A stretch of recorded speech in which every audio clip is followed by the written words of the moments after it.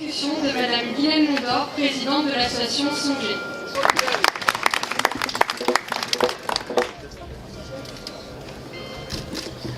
Monsieur Manuel Valls, ministre d'État, ministre de l'Outre-mer,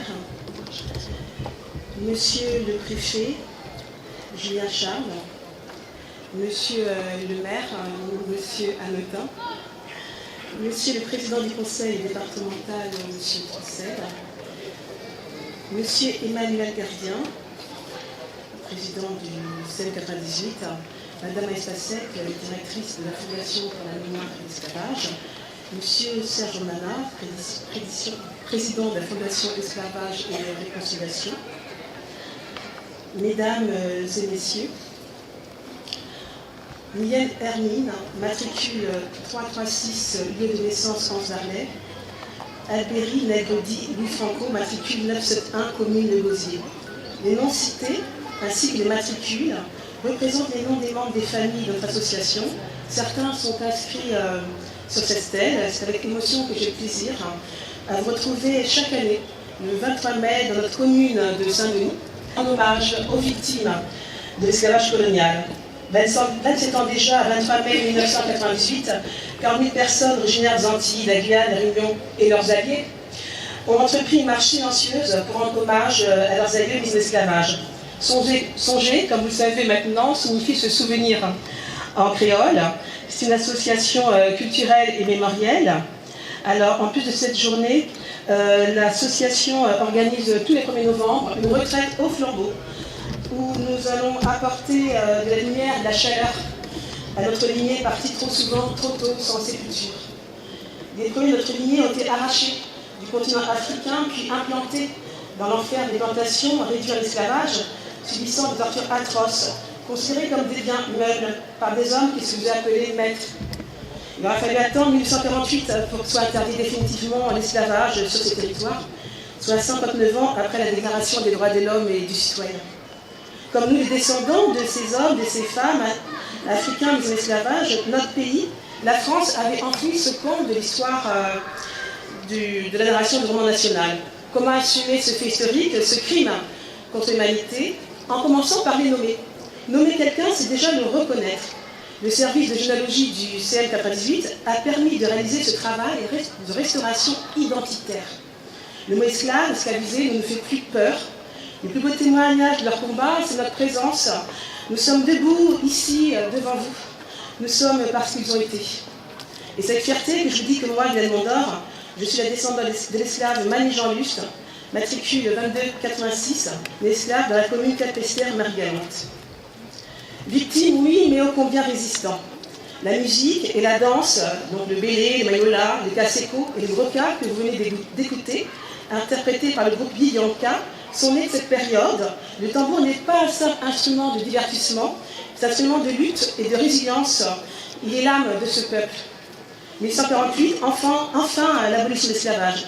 Voici ce que nous dit le poète antillais Serge Estoc. Le tuer Chenna lui a remplacé tout ça et puis décret loi. Il a fallu attendre 1946 pour que nos territoires dits d'outre-mer perdent leur statut de colonie et deviennent département français il y a seulement 79 ans.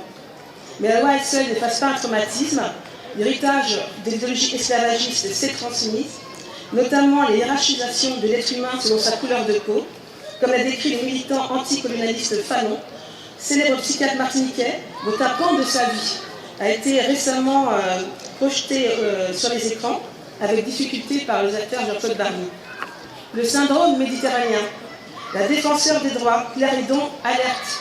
Une étude de 2023 révèle qu'un homme blanc aurait 50% de chances supplémentaires qu'une femme noire d'être considérée comme une urgence vitale quand il consulte dans un hôpital. La nécrophobie est plus qu'une idéologie, c'est une arme qui peut tuer. Que dire de la mairie de Biarritz, que l'association Mémoire et Partage a dû traîner devant les tribunaux afin qu'elle renomme un quartier appelé La Négresse.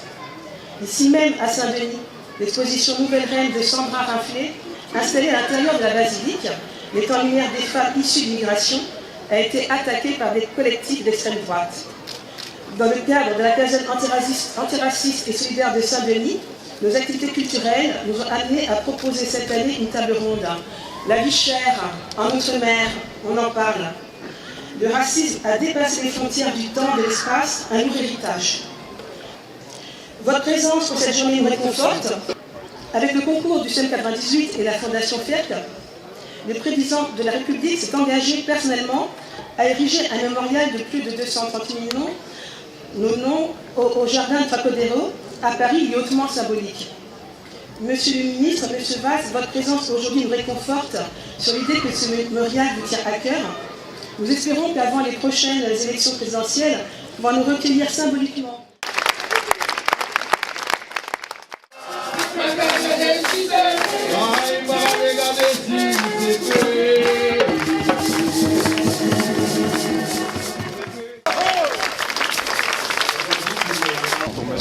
Merci.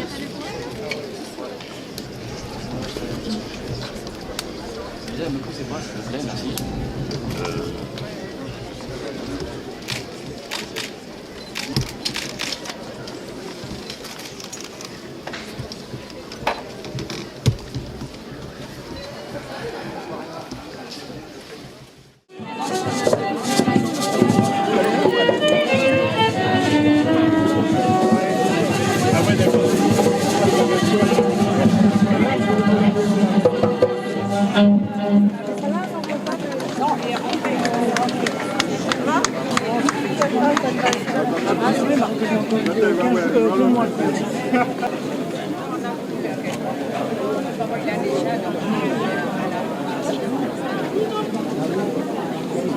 Ça va passer.